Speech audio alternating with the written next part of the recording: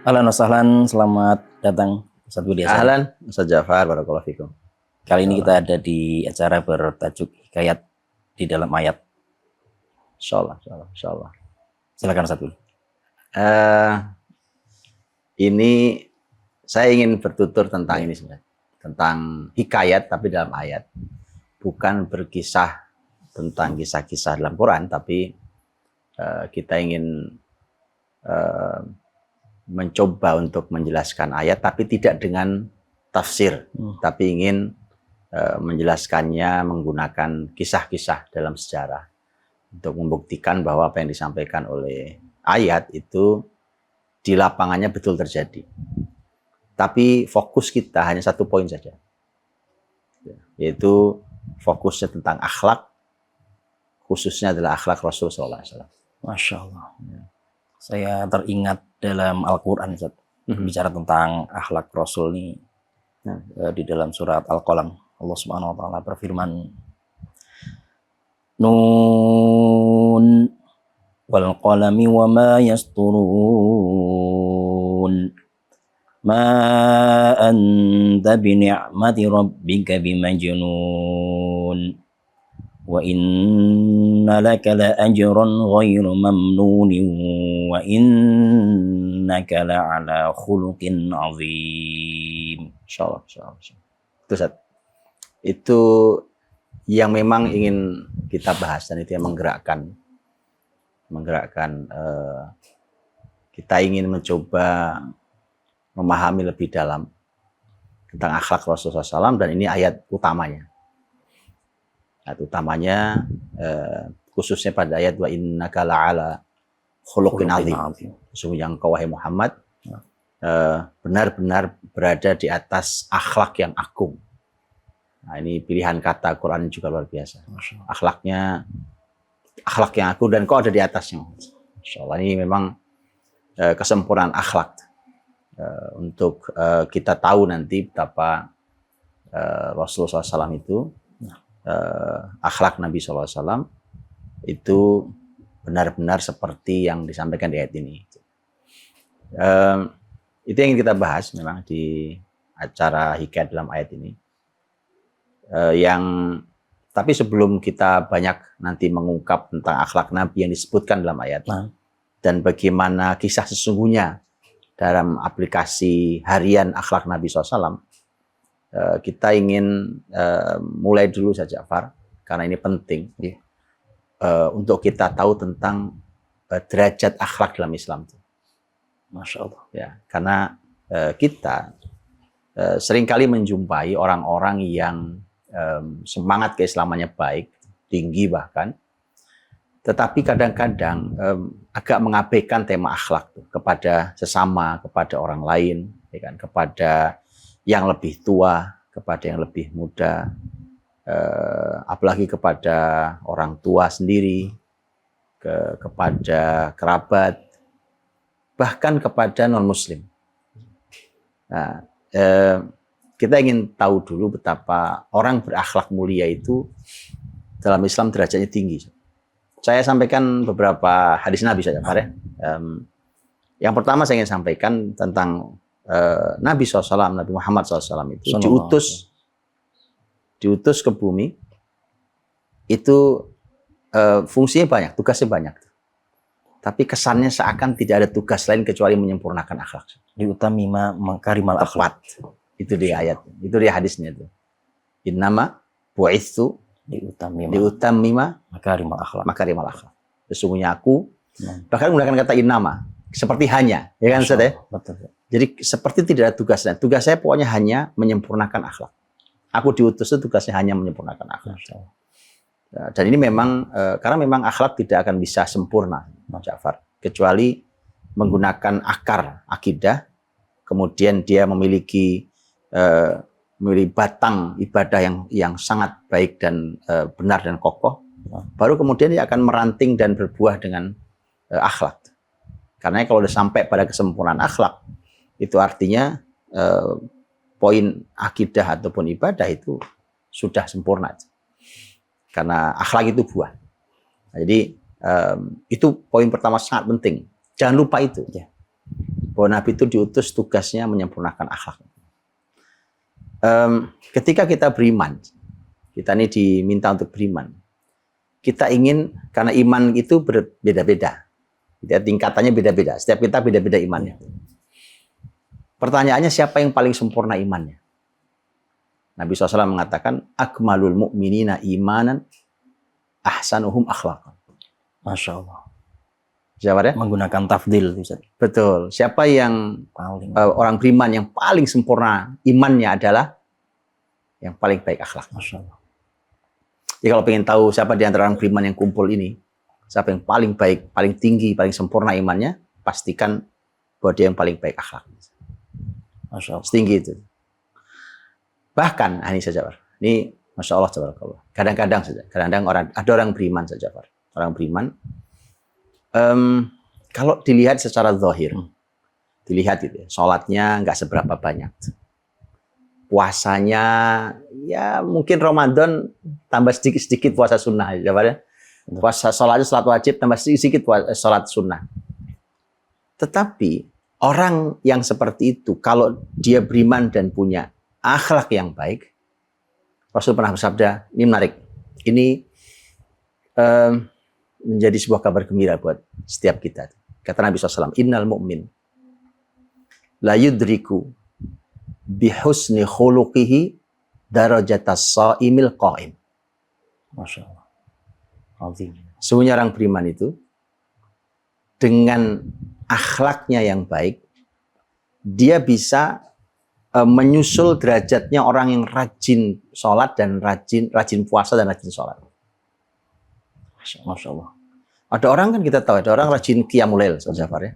Qiyamul lail, Masya Allah, mungkin hampir tidak pernah terlewatkan tiap malam qiyamul lail.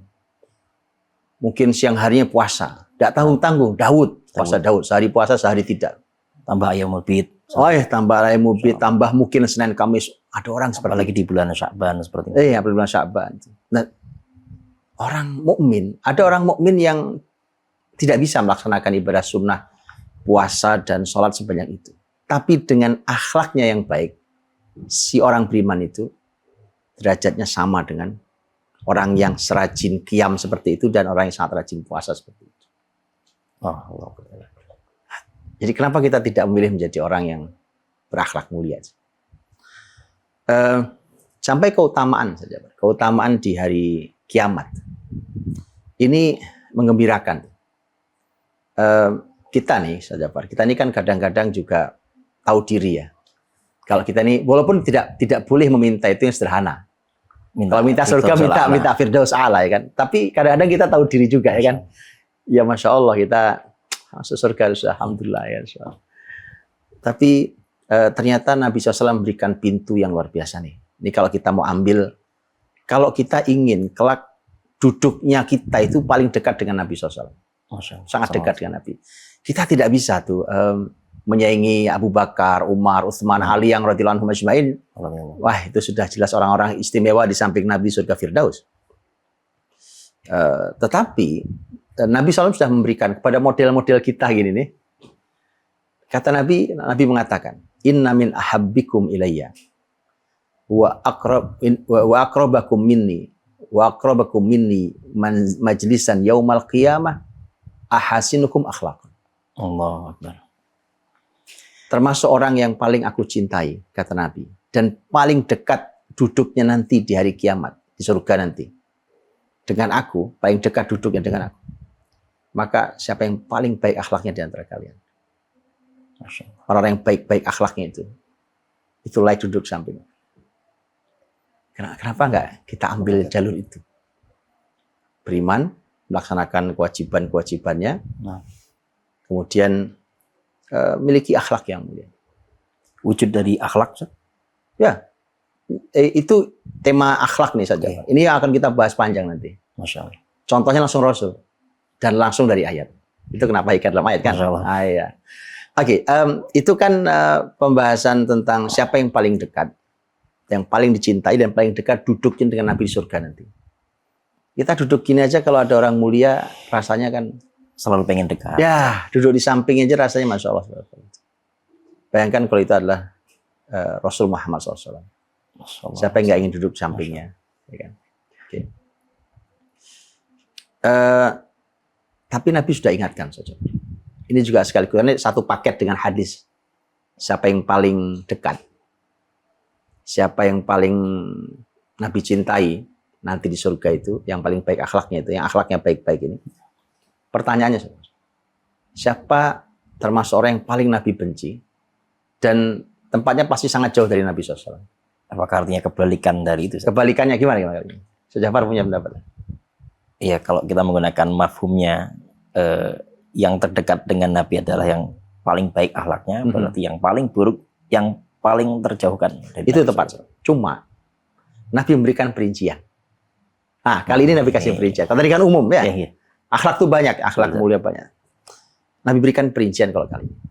Nabi SAW sampai mengatakan, kata Nabi, wa min abghadikum ilayya wa ab'adakum minni majlisan yaumal qiyamah. Yang paling aku benci dan paling jauh, tempat duduk dari aku paling jauh. Kata Nabi, lihat saya. Nabi menyebut 3 jenis orang. As-sarsarun wal mutasyaddiqun wal mutafaihiqun. Susah semua ya? Nah, masih secara bahasa Arab susah semua ini. Okay. As-sarsarun wal mutasyaddiqun wal mutafaihiqun. Sahabat bertanya, ya Rasulullah, kami ini qad arafna as-sarsarin wal mutasyaddiqin. Kalau sarsarin mutasyaddiqin kami tahu. Tapi apa itu al-mufaihiqun? Itu kan sahabat. Kalau kita tiga-tiganya nggak tahu. Gitu. Ini baru kali dengar kami. Nah, makanya. Kalau sahabat 2-nya tahu. Yang ketiga cuma yang tidak tahu. Maka Nabi jawab al-mutakabbirun, yang ketiga. Tapi yang pertama dan kedua, ketiga dijelaskan ulama. Yang pertama itu as-sarsarun. Itu orang yang banyak bicara. Ngomong, bicara. Orang punya syahwat bicara. Jangan salah saja, Pak. Lisan itu bukan cuma lisan dalam mulut kita. Hari ini ada tulisan kita. Masya Allah. Status, apalagi saja, Pak. Komentar. Nanti ketemu orang ngomong, bicara. Itu namanya sarsarun. Kebanyakan ngomong. Satu. Kata Nabi yang begitu Nabi paling nggak suka. Jangan duduk di majelis saya, nggak pantas. Satu. Yang kedua, kata Nabi, al-mutasyaddiqun. Itu orang syadak itu kayak rahang ini saat ini. Itu orang dia bicara, itu dia buka rahang selebar-lebarnya. Sebagian ulama menjelaskan makna itu adalah berlebihan dari cara bicara. Saya pernah lihat ya orang yang kalau bicara itu sampai mulutnya itu sampai apa? Saya nggak bisa nirukan itu. Berlebihan dia. Yang kadang dari berlebihan mulutnya itu orang lihat dia ngeledek orang, dia menghina orang. Dari mulutnya, mimik muncul. Al-mutasyaddiq. Aura wajahnya pun menunjukkan bahwa dia. Itu kata Nabi mutasyaddiqun. Nah, al-mutafaihiqun itu kata Nabi orang yang sombong. Dia ngomong ketahuan sombongnya. Astagfirullahaladzim. Bicara itu. Kata Nabi yang 3 orang ini kata Nabi tidak pantas ada di majelis saya. Jauh-jauh. Di surga lebih nggak pantas lagi. Jauh dari Nabi. Ini baru amalan lisan semua saat ini. Ya betul. Artinya dari 3 itu sumber masalah akhlak ada di lisan. Betul ya? Ada di lisan. Oke. Nabi, nah ini juga pelajaran. Nabi SAW ketika menjelaskan tentang orang yang paling baik adalah yang paling baik akhlaknya, itu min khiyarikum. Tapi ada satu kalimat berikutnya yang Nabi mengatakan bahwa wa min syirarikum, orang yang paling buruk, paling jahat di antara kalian. Nah, itu Nabi SAW menyampaikan juga ada 3 jenis orang. Masya Allah. Kalau yang paling baik, kalimatnya sama. Yang paling baik akhlaknya. Tapi yang paling syiror, itu kata Nabi ada 3. Ini mungkin tidak sekedar Rasul pengen jauh, Ustaz. Kalau sudah paling buruk. Iya, syiror. Ini syiror. Ini jahat. Orang paling jahat, termasuk yang paling jahat, termasuk yang orang paling buruk di antara kalian. Kata Nabi, pertama, al-masya'una bin namimah. Orang yang jalan kemana-mana itu suka ngadu orang. Ke sana, ngadu ke sana. Sekarang bukan enggak. Sekarang pergi ke status orang. Dari sini diadu di grup sana. Ya kan bawa kalimat di sana, diadu di grup sini, ya kan? Kerjaannya memecah belah. Sekarang itu mencari makan dengan bahkan begitu saja. Lihat itu bila nyari makan dengan ngadu orang. Ya. Dulu ada istilah adu domba. Sekarang adu orang. Lihat itu bila orang diadu. Itu pertama. Al-masya'una bin namimah. Yang kedua, kata Nabi SAW adalah al-mufsiduna bainal ahibbah. Yang merusak di antara orang-orang, yang merusak hubungan di antara orang-orang yang saling mencintai. Sudah seperti sihir Ustaz ini. Seperti sihir. Salah satunya seperti sihir. Jadi pokoknya ini orang saling mencintai, bersaudara, itu diadu sama dia. Dirusak hubungan mereka. Yang ketiga kata Nabi, al-baghuna li bura'a al-anat. Orang yang suka membuat masalah pada orang-orang yang tidak punya masalah. Ngerusak saja kerjaannya. Ini orang kumpul, kita berteman, karena kita nggak punya masalah, tapi kemudian dirusak. Nah, itu lawan dari kata akhlak yang terbaik dari sini. Itu ternyata sampai di poin-poin tadi itu. Nah ini Ustaz Ja'far, itulah mengapa Rasulullah SAW itu mengajarkan kepada kita doa-doa supaya akhlak kita baik. Masya Allah. Jadi seperti diberikan peringatan, tapi dikasih solusi juga. Kasih solusi penting. Mintalah memiliki akhlak yang baik. Minta sama Allah. Artinya kita punya akhlak baik itu karena Allah SWT. Jadi Ustaz, setiap kita, mungkin tiap hari berapa kali kita bercermin. Apa doanya? Allahumma kama hasanta khalqi fahsin khuluqi. Ya Allah, sebagaimana kau perindah wajah penciptaanku ini, fisikku ini, maka perindah akhlak. Masya Allah. Itu cermin. Bahkan Nabi SAW mengajarkan doa yang lain. Kata Nabi, Allahumma hdini li ahsanil akhlaqi fa innahu la yahdi bi ahsaniha illa ant. Wasrif anni sayyi'aha la yasrif anni sayyi'aha illa ant. Ya Allah, tunjukkan pada saya akhlak yang baik itu yang mana. Karena tidak ada yang bisa menunjukkan kecuali Engkau. Dan jauhkan dari saya akhlak yang buruk. Karena tidak ada yang bisa menjauhkan akhlak yang buruk dariku kecuali Engkau. Masya Allah. Tinggal berdoa saja. Masya Allah. Jazakallahu khairan Ustaz Budi. Hayakumullah. Insyaallah kita bahas lebih panjang dan lebih deep talk lagi insyaallah di hikayat dalam ayat insyaallah di episode berikutnya. Barakallahu fikum Ustaz Budi. Afikum.